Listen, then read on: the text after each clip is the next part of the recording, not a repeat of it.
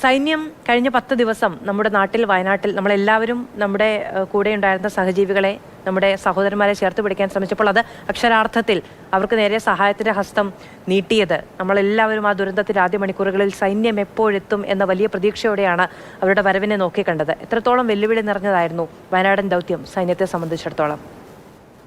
മാം, തീർച്ചയായിട്ടും ഒരു വലിയൊരു ദൗത്യം തന്നെയായിരുന്നു സൈന്യത്തിനെ സംബന്ധിച്ചോളം ഇവിടെ അവർ ഓപ്പറേറ്റ് ചെയ്തത്. സൈന്യം എന്ന് ഞാൻ പറയുമ്പോൾ ആർമി, എയർഫോഴ്സ് ആൻഡ് നേവി, ഇത് മൂന്നും, അതുപോലെ തന്നെ NDRF, ബാക്കിയുള്ള എല്ലാ യൂണിഫോം പേഴ്സണലെയും, പോലീസ് ആയാലും ശരി, ഫോറസ്റ്റ് സർവീസ് ആയാലും ശരി, അവർ ആരുടെയും റോൾ ഞാൻ കൊച്ചാക്കി കാണുന്നില്ല. തീർച്ചയായിട്ടും ആദ്യത്തെ 2 ദിവസം എനിക്ക് തോന്നുന്നു എല്ലാവരും ഇതിന്റെ വ്യാപ്തി എത്രമാത്രം ഉണ്ട് എന്ന് പോലും മനസ്സിലാക്കാൻ പറ്റാത്ത അത്ര ഉള്ളൊരു വലിയൊരു ദുരന്തം തന്നെയായിരുന്നു. അവിടെ ഇവിടെ നമ്മൾ അതുപോലെ തന്നെ തൊട്ട് ഒരു മുൻപായിട്ട് ശിരൂർ ആ ഒരു ദുരന്തം നടന്നു കഴിഞ്ഞിട്ട് ഇമ്മീഡിയറ്റ്ലി ആണ് ഇങ്ങനെ ഒരു പ്രശ്നം നമുക്ക് മുന്നിൽ വരുന്നത്. അപ്പൊ തീർച്ചയായിട്ടും അവിടുന്ന് കുറെ പാഠങ്ങൾ നമ്മൾ പഠിക്കുകയും അതിലൂടെ തന്നെ ആർമിക്ക് എനിക്ക് തോന്നുന്നു സ്റ്റേറ്റ് ഗവൺമെന്റിന്റെ ഭാഗത്തായിട്ട് റിക്വസിഷൻ ഇമ്മീഡിയറ്റ് ആയിട്ട് ചെയ്യുകയും അവർക്ക് വേണ്ടുള്ള ടാസ്ക് ക്ലിയർ ആയിട്ട് പറഞ്ഞു കൊടുക്കുന്നതിന്റെ കാരണമാണ് നമ്മൾ കാണാൻ സാധിച്ചത്. പെട്ടെന്ന് തന്നെ ഒരു ബെയിലി ബ്രിഡ്ജ് ആർമിക്ക് അവിടെ പണിയാനും അത് കാരണം ആ കട്ട് ഓഫ് ആയിട്ടുള്ള ഏരിയയിൽ നിന്നും ആളുകളെ ഇപ്പുറത്തേക്ക് ഇന്റഗ്രേറ്റ് ചെയ്യാൻ അല്ലെങ്കിൽ ഇപ്പുറത്തേക്ക് കൊണ്ടുവരാനൊക്കെ ഉള്ള സാധ്യത നമ്മൾ ആദ്യം ചെയ്യാൻ സാധിച്ചത്. തീർച്ചയായിട്ടും വളരെയേറെ ഒരു ഡിഫിക്കൽട്ട് ആയിട്ടുള്ള ഓപ്പറേഷൻ ആയിരുന്നു. കാരണം അവിടെ മഴയും മറ്റു രീതിയിലുള്ള പ്രശ്നങ്ങളും കമ്മ്യൂണിക്കേഷൻ ഇല്ലാത്തതും അതുപോലെ തന്നെ എത്രമാത്രം ആളുകൾ ഈ ഒരു ലാൻഡ് സ്ലൈഡിൽ മരിച്ചു പോയിട്ടുള്ള കാണാതായിട്ടുണ്ട് എന്നൊന്നും അറിയാത്ത ഒരു അവസ്ഥയിലാണ് എനിക്കൊന്ന് ആർമി അവിടെ വരികയും വളരെ ഭംഗിയായിട്ട് അത് ഓപ്പറേഷൻ ഏത് രീതിയിലായാലും ശരി, ഇപ്പം ബെയിലി ബ്രിഡ്ജ് ആയാലും ശരി, റെസ്ക്യൂ ആയാലും ശരി, ഹെലികോപ്റ്റർ സർവീസസ് ആയാലും ശരി, മെഡിക്കൽ ഹെൽപ്പ് ആയാലും ശരി, മറ്റെല്ലാ കാര്യങ്ങളിലും ആർമി എനിക്ക് തോന്നുന്നു വളരെ പ്രൊഫഷണൽ ആയിട്ടും അവിടെ ചെയ്തു. പക്ഷെ അതിന്റെ ഒരു ഞാൻ അവിടുത്തെ സാധാരണക്കാര ആളുകൾ ഉൾപ്പെടെ, അതായത് അവിടുത്തെ വിവിധ ഓർഗനൈസേഷനിൽ നിന്ന് വന്നിട്ടുള്ള ആളുകളും സ്റ്റേറ്റ് ഗവൺമെന്റ് ആയാലും ശരി, മറ്റെല്ലാവരും കൂടെ ചേർന്ന് എനിക്ക് ഒരു കമ്പൈൻഡ് ആയിട്ടുള്ള ഒരു എഫേർട്ട് നമുക്ക് അവിടെ കാണാൻ സാധിച്ചു. അതിനകത്ത് തീർച്ചയായിട്ടും ആർമിക്ക് വലിയൊരു റോൾ തന്നെ ഉണ്ട്.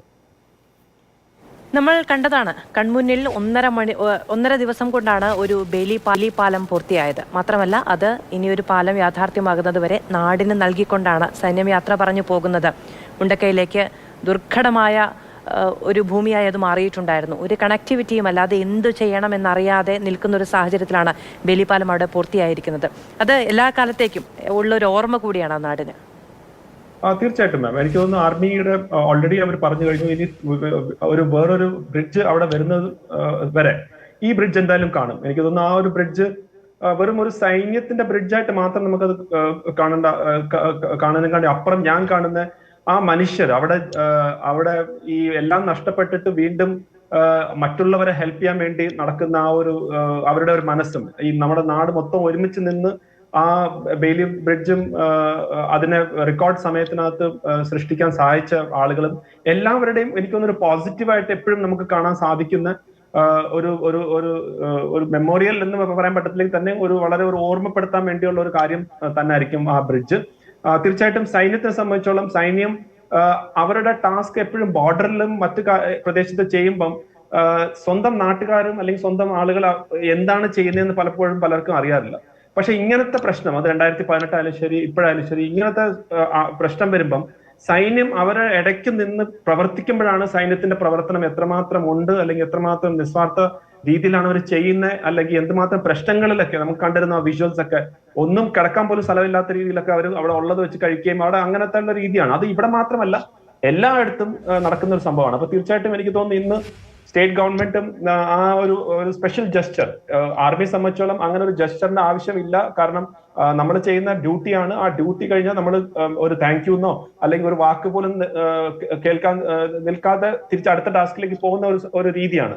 പക്ഷെ സ്റ്റേറ്റ് ഗവൺമെന്റിന്റെ ഭാഗത്ത് നിന്ന് ഒരു സ്പെഷ്യൽ ആയിട്ടുള്ള ഒരു ജസ്റ്റർ വിളിച്ച് എല്ലാവർക്കും ആ ഒരു റെക്കഗ്നീഷൻ, ഒരു ചെറിയൊരു റെക്കഗ്നീഷൻ തന്നെയാണെങ്കിൽ അത് എനിക്ക് ഡെഫിനറ്റ്ലി അതൊരു നല്ല ജസ്റ്റർ ആയിട്ട് തോന്നി. അപ്പം തീർച്ചയായിട്ടും ആ ബ്രിഡ്ജ് നമുക്ക് കുറെ ഓർമ്മകൾ തരും തന്നെ ആയിരിക്കും ഈ വരും ദിവസങ്ങളിൽ.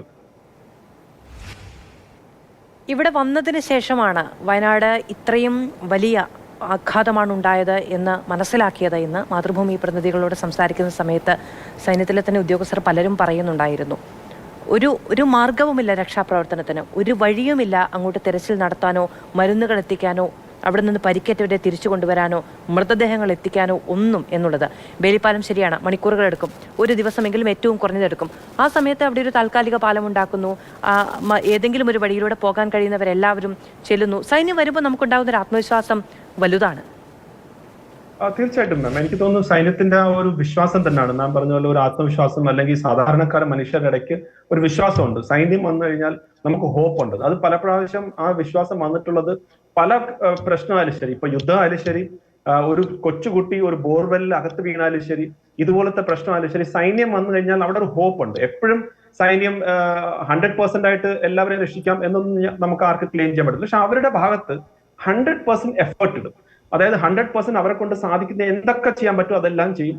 അവരുടെ സ്വന്തം ജീവൻ പോലും അതിനകത്ത് പ്രശ്നം ഉണ്ടായാൽ പോലും അത് റിസ്ക് എടുക്കുന്ന ഒരു സേനയാണ് നമ്മുടെ സേന, നമ്മുടെ ഭാരതീയ സേന. അതായത് നമ്മുടെയൊക്കെ ഈ ഭാരതീയ സേന നമ്മളെ ആളുകൾ തന്നെയാണ് അതിനകത്തുള്ളത്. നമ്മുടെയൊക്കെ നാട്ടിലുള്ള ആളുകൾ, നമ്മള് ഈ സമൂഹത്തിൽ തന്നെയാണ് അവരും ആ സേനയുടെ ഭാഗമാണ്. അപ്പൊ തീർച്ചയായിട്ടും ആ വിശ്വാസം വലിയൊരു ഫാക്ടറാണ്.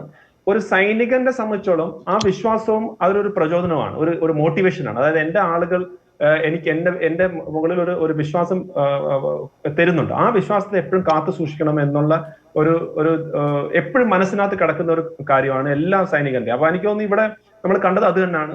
എന്ത് വന്നാലും ശരി, എത്ര ആളുകളെ നമുക്ക് രക്ഷപ്പെടുത്താൻ പറ്റുമോ അത് മാക്സിമം നമുക്ക് ചെയ്യാം. ഇനി എന്ത് പ്രതിസന്ധി വന്നാലും അതിനെ ഓവർകം ചെയ്യാം. അപ്പൊ അങ്ങനെ ഒരു വളരെ സിസ്റ്റമാറ്റിക് ആയിട്ട് വളരെ കോർഡിനേറ്റ് ആയിട്ടുള്ള ഒരു ഓപ്പറേഷനാണ് നമുക്ക് ഇവിടെ വയനാട്ടിൽ കാണാൻ സാധിച്ചത്.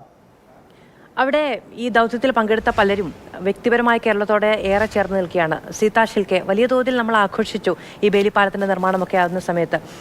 ഇപ്പോൾ ഋഷി രാജലക്ഷ്മി, അദ്ദേഹം രാജ്യത്തിന് വേണ്ടി നൽകിയിരിക്കുന്ന വലിയ ത്യാഗം, അതിനുവേണ്ടി അദ്ദേഹം സഹിക്കേണ്ടി വന്ന വേദന, ഇപ്പോഴും സൈന്യത്തിൽ തുടരുമ്പോഴുണ്ടാകുന്ന അദ്ദേഹത്തിന്റെ പ്രസരിപ്പ് എല്ലാം നമ്മൾ മാതൃഭൂമി ന്യൂസിന്റെ ആ വാർത്ത എത്ര ലക്ഷം ആളുകളാണത് കണ്ടിരിക്കുന്നത് എന്നത് പോലും അഭിമാനത്തോടു കൂടി മാത്രമേ ആലോചിക്കാൻ പറ്റുകയുള്ളൂ. മേജർ മാത്യു ഓരോ ഘട്ടത്തിലും അദ്ദേഹം നൽകുന്ന നേതൃപരമായ മികവ് ഒക്കെ, അതായത് നമ്മളുടെ മനസ്സിൽ എല്ലാ കാലത്തേക്കും ഈ വയനാട് ദുരന്തം എത്രത്തോളം കാലം നമ്മൾ ഓർത്തിരിക്കും, അപ്പോഴൊക്കെ അഭിമാനത്തോടെ നന്ദിയോടുകൂടി സൈന്യത്തിന്റെ ഇപ്പോഴത്തെ ആ പ്രയത്നത്തെയും നമ്മൾ ഓർത്തിരിക്കും.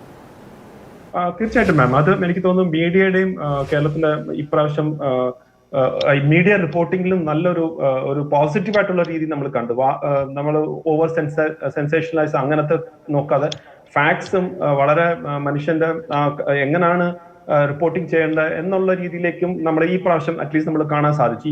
ഇവിടുത്തെ ഒരു വയനാട് അതിനകത്ത് തന്നെ ഇതുപോലെ പല സ്റ്റോറീസും പുറത്തു വന്നു. അപ്പൊ സാധാരണ രീതിയിൽ നമ്മുടെ ആർമിയിൽ ഇൻഡിവിജ്വൽസ് അത്ര ഇമ്പോർട്ടന്റ് അല്ല. നമ്മളെ സംബന്ധിച്ചിടത്തോളം നമ്മളെ സൈന്യം അല്ലെങ്കിൽ നമ്മളെ ടാസ്ക് അല്ലെങ്കിൽ നമ്മളെ എന്താണ് നമ്മുടെ ദൗത്യം അതാണ് കൂടുതൽ ഇമ്പോർട്ടന്റ്. പക്ഷെ ഇവിടെ തീർച്ചയായിട്ടും ഒരു മേജർ സീത നിന്ന് അവിടെ ആ ഒരു ചെയ്യുമ്പം അവർ പോലും അത് ഇഷ്ടപ്പെടുന്നില്ല എന്നാണ് ഞാൻ മനസ്സിലാക്കിയത്. പക്ഷെ എന്നാലും നമ്മളെ സംബന്ധിച്ചിടത്തോളം അത് വലിയൊരു കാര്യം തന്നെയാണ്. നമ്മളെ മോള് അല്ലെങ്കിൽ നമുക്കൊക്കെ അങ്ങനെയുള്ള ഒരു എന്താ പറയുക, ഒരു വളരെ അഭിമാനം തോന്നുന്ന ഒരു കുറച്ച് നിമിഷങ്ങളാണ്. തീർച്ചയായിട്ടും എനിക്ക് തോന്നുന്നു ഇതൊക്കെ എല്ലാ ഓപ്പറേഷൻസിലും ഇതേപോലെ ചില ഹീറോസ് പുറത്തു വരാറുണ്ട്.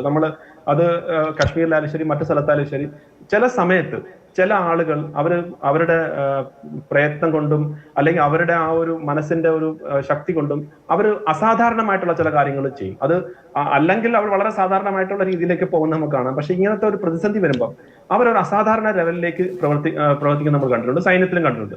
അപ്പൊ എനിക്ക് തോന്നുന്നു ഈ സ്റ്റോറീസ് എല്ലാം, ഈ ആളുകളെല്ലാം അവരെല്ലാം അങ്ങനത്തെ സാധാരണക്കാരായിട്ടുള്ള ആളുകൾ, പക്ഷെ അസാധാരണമായിട്ടുള്ള ലീഡർഷിപ്പ് ആയാലും ശരി, അവർ ചെയ്യുന്ന പ്രവൃത്തിയായാലും ശരി, എനിക്ക് തോന്നുന്നു അതെല്ലാം നമുക്ക് കേരളത്തിൽ പ്രത്യേകിച്ച് ആളുകൾക്ക് വളരെ അടുത്തറിയാനുള്ള ഒരു ഓപ്പർച്യൂണിറ്റി കൂടിയായിരുന്നു ഈ വയനാട് റെസ്ക്യൂ ഓപ്പറേഷൻ.